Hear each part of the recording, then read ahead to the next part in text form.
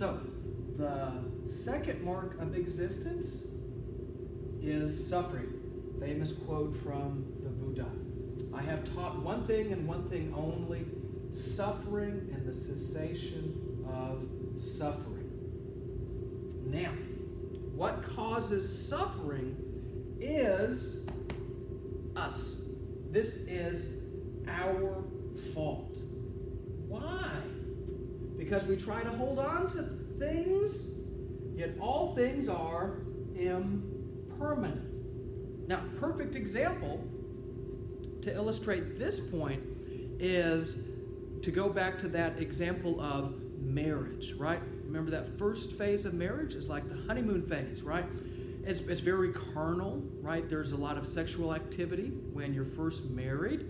But then as you start to age, that part of marriage, it's not so dominant, it's not so prevalent, it's not so important as it once was, right?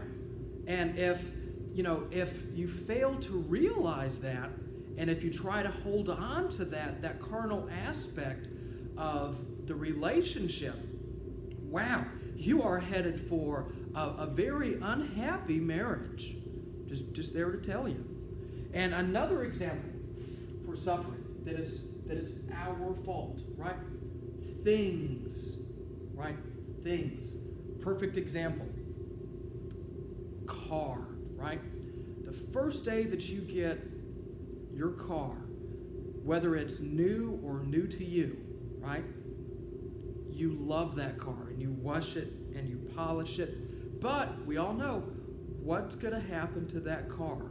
Eventually, it's going to become a piece of crap. And then you're going to look at that car and you're going to say, you are just a piece of crap. What happened? I'm so unhappy in my life. My marriage is falling apart. My car is falling apart. I'm just so unhappy with my life. Why are you so unhappy with your life? Because you've failed to realize that all things are impermanent. We cannot hold on to things. You have to realize that life is about becoming. It's about becoming. It's about growth. It's about change. We want to grow. We don't want to regress. We want to grow. Right? So it's because of attachment that leads to hatred. And then the Buddha says is that this is when we live a life of ignorance. Because we fail to recognize that everything in life is impermanent and everything in life changes. Now, no self. This is the third mark of existence. This is when, remember a few moments ago, the Buddha rejected Atman, right? The Buddha rejected Brahman. Now, here's an interesting thing, is that the Buddha never said there's no such thing as the gods. There's no such thing as Brahman. The Buddha just rejected that. Reason being is that it didn't help with the cause of suffering, right? Because what the Buddha's all about was ending suffering. So with Brahman and Atman, it kept suffering going, right? There's nothing bad about the gods, but the gods really aren't helping us to end suffering, because the gods are gods and we're just people, right?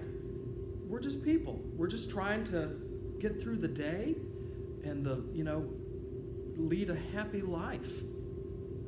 So, the self is always changing and is not concrete. So, that what you call yourself, right, whatever it is that makes you you, is always changing. And hopefully it's growing and it's becoming something better and something greater, and you're not regressing. So the three marks of existence. That leads us to the Four Noble Truths. The Four Noble Truths. Number one, suffering is a part of life. And if you think that that is false, then you haven't lived. Suffering is a part of life. Right? This is our fault. Our fault. Our fault. It's caused by our desire to impermanence. But the good news is there's a way to end suffering and desire, and that's to follow the Eightfold Path. So 3 marks of existence, the 4 noble truths, and then the Eightfold Path. There's some numbers here.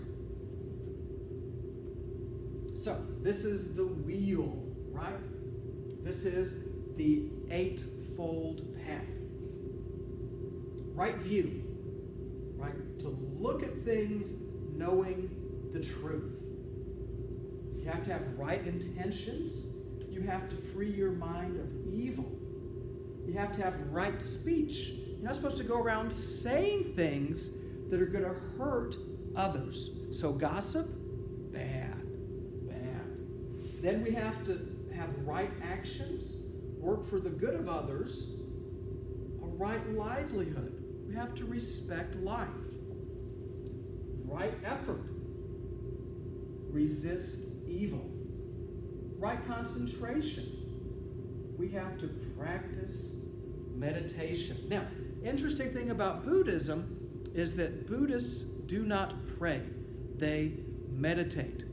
And people say, hey, Mr. K, well, what's the difference between prayer and meditation? Prayer involves a deity. In other words, prayer involves a god or a goddess. So you'll notice meditation, not prayer. So this answers a question a lot of people have. Was the Buddha a god? And the answer is nope. And in fact, when the Buddha was alive and teaching, right, about the 3 marks of impermanence, about the 4 noble truths, about the Eightfold Path, people said, hey, are you one of the gods? And the Buddha said, no, you're missing the point here. I want you to lead a good life and not to suffer. Right mindfulness. Control your thoughts. Right, so this is what's called the Eightfold Path, and it's the image here of a wheel because we have to work it round and round and round and round. In other words, this is something you don't just do just once. These are things that we have to do many times over and over and over again in order to reach enlightenment. Then later, the Buddha came up with the 5 precepts. Avoid the taking of life. Not just human beings, but all life. Respect all life. Avoid taking things not given. Don't steal. Right? So the first, don't kill. Don't steal. Abstain from sexual misconduct. Yeah, you probably know what that is. You probably know what that refers to. Refrain from false speech, including lying, gossiping, and slander. Wow.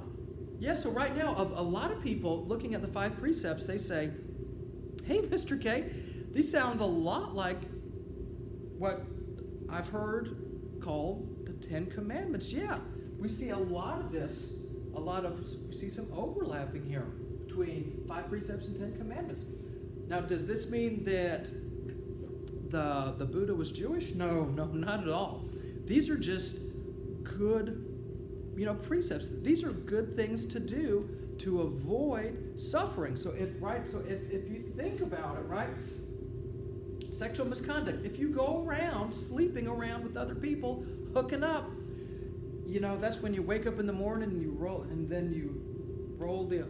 bed and who's this person? Oof, this person is not so good looking now, right? If you steal things, people are going to come track you down, and you don't want to go around killing, you don't want to lie. If you lie, no one's going to trust you. And then lastly, we have to abstain from substances which cause intoxication. Yes. So if you're a Buddhist, you can't get liquored up. So we're here at the 10-minute mark, so we'll pick up in the next lecture, continuing talking about Buddhism.